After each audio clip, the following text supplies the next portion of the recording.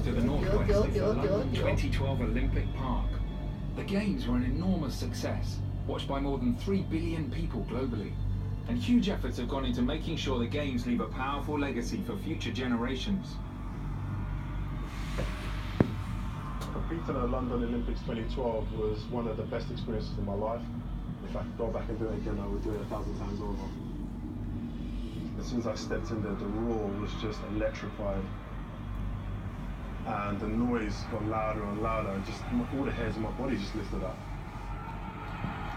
I think my dad shed a little bit of a tear, but he doesn't like to admit it. The support the British athletes got, the support every athlete got, was just immense. Anyone and everyone involved loved it. They'll recollect that memory as one of the biggest days of their lives. And hopefully, I can share this memory and inspire the next generation of athletes coming through. The Olympic Park is a catalyst for the regeneration of large parts of East London. It continues from the Olympic legacy. There are opportunities for people to take part in skills and training programmes. It's a fantastic green space and a great place to just come and explore. Beneath our flight path is the distinctive red lightship at Trinity Buoy Wharf, where the Thames is joined by the Lee Valley River. Michael Faraday, one of the world's most important scientists, had a workshop at the wharf, and it's still home to creative thinkers and artists.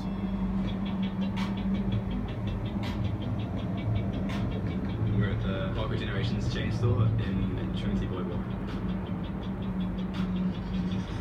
Parkour is largely about relative challenge, so it's never about just doing the biggest jump in any So we've got this incredible facility to train at, and it's such a positive thing to have. I'm really looking forward to seeing what the space can do for the community. If you come from East India Station to here, there's all kinds of incredible installations, strange little pieces of street art, which kind of ties in quite well to parkour. Yeah, there's all sorts of weird and wonderful people doing interesting things down here. I made the fish as a temporary measure, and then someone was asking about a commission for a circus, so I was like knocking together just to show them what they could have. We spent the last year really taking rubbish airplanes and trying to make sustainable products. We made this rickshaw, which was obviously made from the fuselage. We're also making a DAB radio using the main thrust control, which is very exciting. Trinity Buoy Wharf feels like the last corner of old London. In a way, it feels like a little bit of industry coming back to what is historically a really industrial place. The Docklands area was decline after the Second World War, but in the 1980s there was major new development here, and the business district of Canary Wharf rose into the sky. It now contains many of the tallest buildings in the UK, and more than 100,000 people work in the district. The original idea of Canary Wharf came about by accident. The government had invited down a guy called Michael von Clem, who was a banker, but was really looking for a site for a factory. And he looked around and he said, well, actually not a great site for a factory, but he knew that banking was changing. He was going to need a massive training force at his bank, and that's where the idea came from. Canary Wharf allows London to have a modern face because so much of London that we love is preserved, and we like it to stay preserved.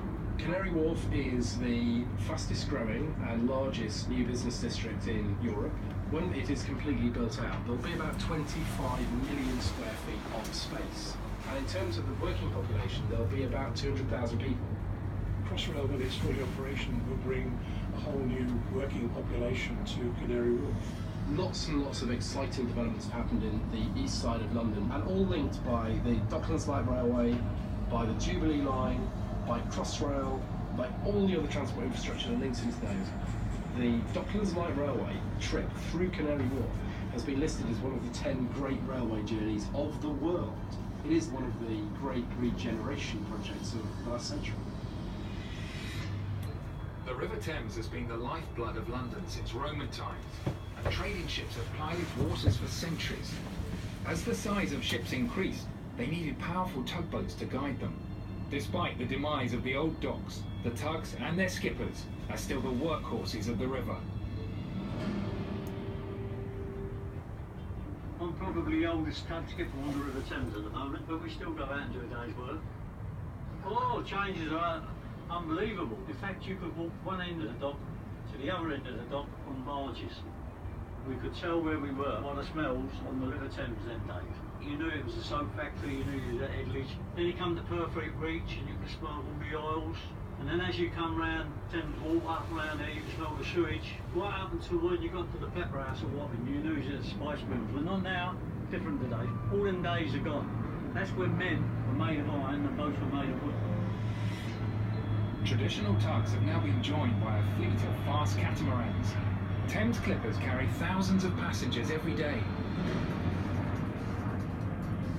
The boats go 30 knots, so approximately 40 miles an hour, so probably one of the fastest modes of transport in London.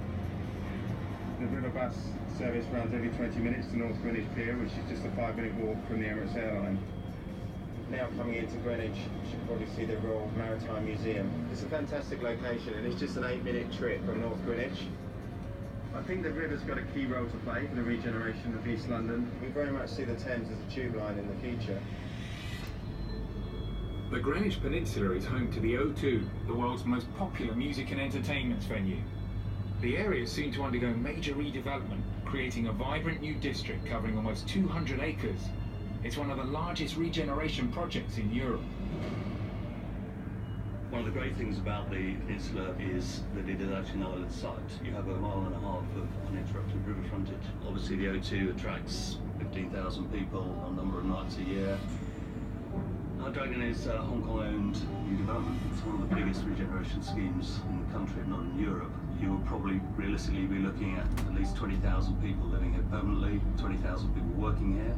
So from a community point of view, it's going to offer something we think is going to be unique in the London landscape.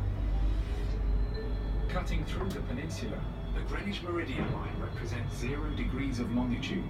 It divides the eastern and western hemispheres of the Earth and serves as the reference point for the world's clocks. It's also the inspiration for a new world-class sculpture trail, the Line, stretching more than 3 miles from the O2 to the Olympic Park. The Line is a project that will be bringing contemporary art into the Greenwich Peninsula and the Royal Docks. There are 2 works that have been on the Greenwich Peninsula that were commissioned for the millennium. There's Richard Wilson's A Slice of Reality, which is a cross-section through a ship. And then there's Anthony Gormley's Quantum Cloud. It's made of thousands of steel rods, and you can see this elusive figure hidden within this cloud. And if people are wanting to continue the walk, there'll be work along the River Lee and the canals, which is another extraordinary walk, an undiscovered gem. Thank you for flying the Emirates airline. Exit here for the Emirates Aviation Experience, the Thames Clipper, the O2 and transport links. Oyster, return and single ticket holders, please alight here and exit to go